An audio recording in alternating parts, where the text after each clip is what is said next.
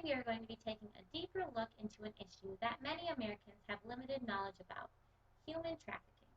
Specifically, victims from Nigeria being forced into domestic slavery or prostitution. Nigeria is currently ranked as a Tier 2 country by the U.S. State Department's Office of Trafficking in Persons.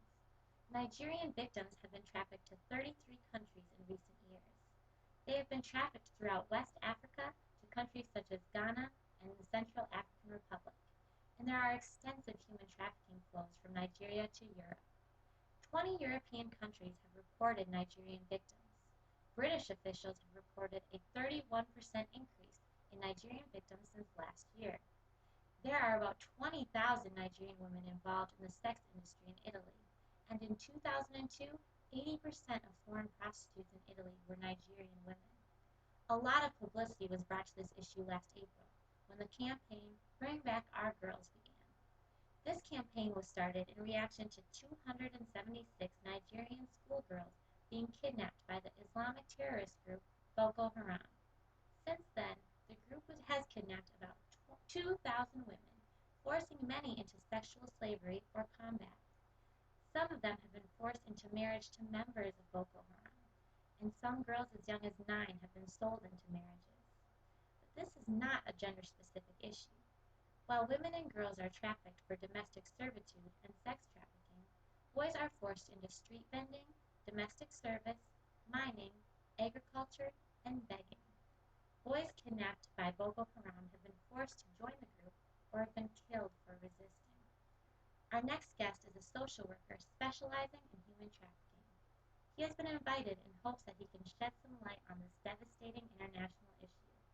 Please welcome social worker Wyatt Lippert.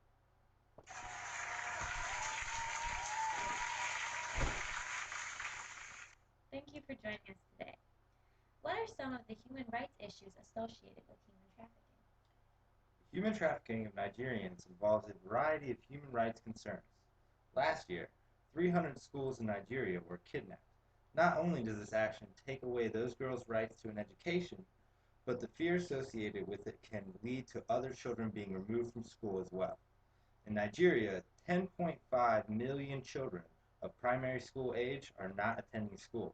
This is the highest figure in the world. Many young victims are sold into marriages or are exposed to sexual and labor exploitation. Essentially, human trafficking is modern-day slavery. Do you think the efforts to combat this issue have been sufficient? Nigeria used to rank among the top countries for making serious efforts to fix human trafficking, but they have been backsliding in recent years. They do have a bureaucracy to fight human trafficking in the National Agency for the Prohibition of Trafficking Persons. They also offer protection services for victims and have funded 8 shelters that can service 293 people. But access to these services is limited in less developed areas. They have also increased funding minimally, they have failed to enact stricter punishments against traffickers, and the national police still have difficulty identifying victims. It is great that they have taken steps to combat this issue, but there is work that still needs to be done. Yeah, definitely. What can social workers do to help? Well, social workers can help stop human trafficking in a variety of ways. They can help advocate for policy changes to be made so that stricter punishments are given to traffickers and federal assistance is given to victims. They can also help identify victims and assist them in getting help, or serve in organizations that specialize in assisting trafficking victims and improving current practices and services available. And they can help by educating people about the dangers of human trafficking in order to help prevention. If these roles are filled in communities where human trafficking occurs, significant progress can be made towards ending trafficking. Great. Well, what are some of the signs we can all look for when identifying victims?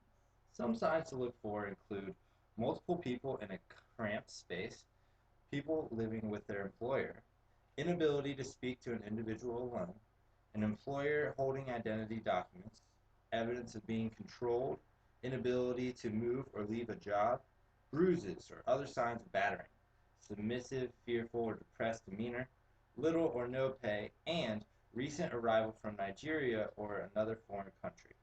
Great. Well, thank you so much for joining us and helping shed some light on this very difficult issue. Thank you for having me.